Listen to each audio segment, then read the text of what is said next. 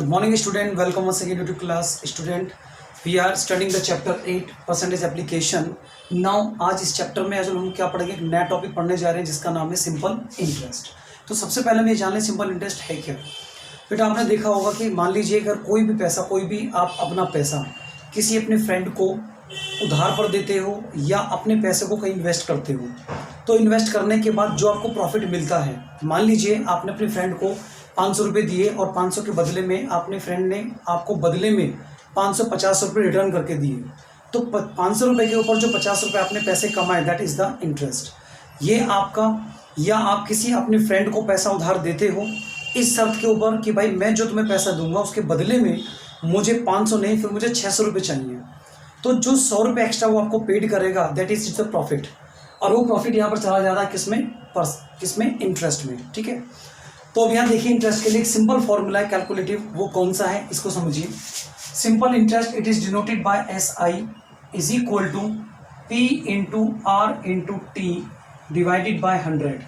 इसको समझ लीजिए, PRT क्या है यहाँ पर, P where P is equal to होता है प्रिंसिपल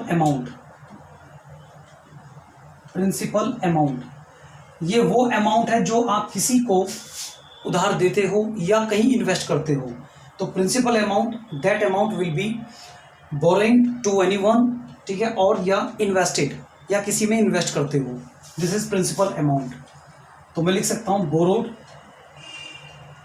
और इन्वेस्टेड। जो बोरो दिया जाए, उधार लिया जाए या दिया जाए या कहीं इन्वेस्ट किया जाए। इसके बाद R is the rate of interest, इसको कहते हैं हम रेट ऑफ इंटरेस्ट पर एनम का मतलब एनुअली। ठीक है, तो आर क्या है, rate of interest. T for time, और जो टाइम है वो किस में है, ईयर्स में है, साल में। ये हमारा जनरल फॉर्मूला, ये तीनों उसकी वैल्यूज हैं। P फॉर प्रिंसिपल अमाउंट, ये वो अमाउंट है जो किसी को पैसा दिया जाता है या लिया जाता है। R for rate of interest, ये वो इंटरेस्ट है जिस पैसे को आप उधार ले रहे हैं, किस शर्त के ऊपर ले रहे हैं कि वो जो रेट ऑफ इंटरेस्ट है वो क्या हो सकता है। वो इंटरेस्ट आपका हो सकता है 5%, हो सकता है 6%, 7%, 8% एंड सो ऑन, वो कुछ भी हो सकता है। टाइम, कितने समय के लिए आपने वो पैसा उधार लिया या इतने समय के लिए इन्वेस्ट किया। क्लियर है, तो ये हमारा general formula simple interest. Okay, net amount, एक होती है नेट अमाउंट। नेट अमाउंट का मतलब क्या होता है यहाँ पर, नेट अमाउंट का मतलब है यहाँ कि जो आपने इंटरेस्ट लिया वो सिंपल इंटरेस्ट को ऐड कर दो प्रिंसिपल अमाउंट में, तो आपको जो रिटर्न अमाउंट मिलेगा that is the net amount, वो आपका पास होगा नेट अमाउंट। अब एक बात और ध्यान रखिएगा, इसमें जो भी आपके पास टाइम दिया होगा वो टाइम अगर महीने में है, सॉरी मंथ में है, या अगर वो टाइम डेज के हिसाब से, मान लीजिए आपसे कहा जाए कि कुछ पैसे मैंने उधार दिए 15 महीने के लिए, तो 15 महीने को काउंट करेंगे हम सबसे पहले ईयर्स में, क्योंकि टाइम किस में होगा हमारा, ईयर्स में होगा। मान लीजिए अगर डेज के लिए दिया जाए कि 90 दिन के लिए दिया जाए, तो उस 90 दिन को कन्वर्ट करेंगे साल के अंदर। ठीक है, तो ये पॉइंट जरूर ध्यान रखिएगा। ईयर्स यानी कि मंथ्स है तो उसको साल में कन्वर्ट करना है, डेज है तो उसको साल में कन्वर्ट करना है। अब इसका एक क्वेश्चन देख लेते हैं। लेट ए क्वेश्चन है, find the simple interest, find the simple interest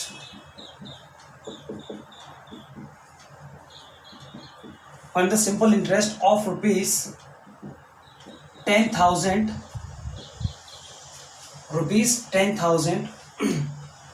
for 2 years at the rate of 5% per annum. ये आपका क्वेश्चन है। क्या पूछा इसमें, सिंपल इंटरेस्ट पूछ रहा है, what is the simple interest. ठीक है, कितना होगा, तो सबसे पहले प्रिंसिपल अमाउंट, कितना पैसा उसने उधार पे दिया था, 10,000 रुपये, तो P होगा रुपीज 10,000। कितने टाइम के लिए दिया, टाइम लिख लीजिए 2 साल के लिए, 2 ईयर्स।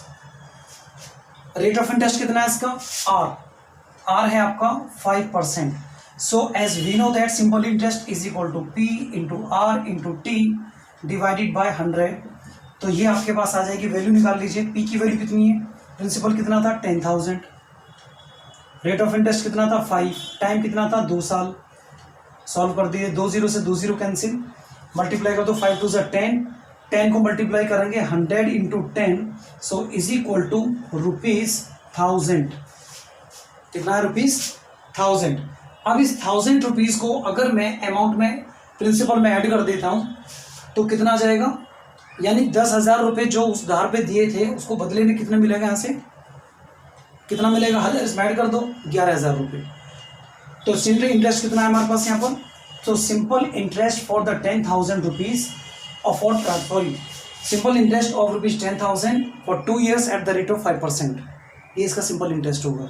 नेट अमाउंट पूछता है तो नेट अमाउंट आप निकाल देंगे कि नेट अमाउंट जो होगा वो होगा आपका 10,000 में प्लस कर दो 1,000, ये आ जाएगा 11,000। इतना रुपीस आपको रिटर्न मिलेगा। इस टाइप के क्वेश्चंस ये आपके सिंपल इंटरेस्ट। क्लियर है? तो मुझे लगता है कि आपको समझ में आया होगा। अब इससे रिलेटेड एक पॉइंट और समझ लीजिए इसका।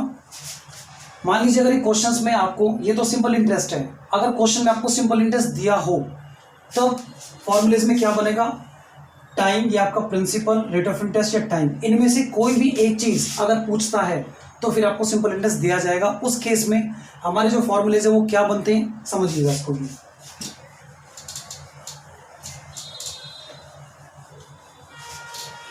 तो पहले मैं मार्क करता हूं फॉर रेट ऑफ इंटरेस्ट। जब आपको रेट ऑफ इंटरेस्ट कैलकुलेट करना हो तो फॉर्मूला बन जाएगा R is equal to simple interest into 100 and divided by P into T.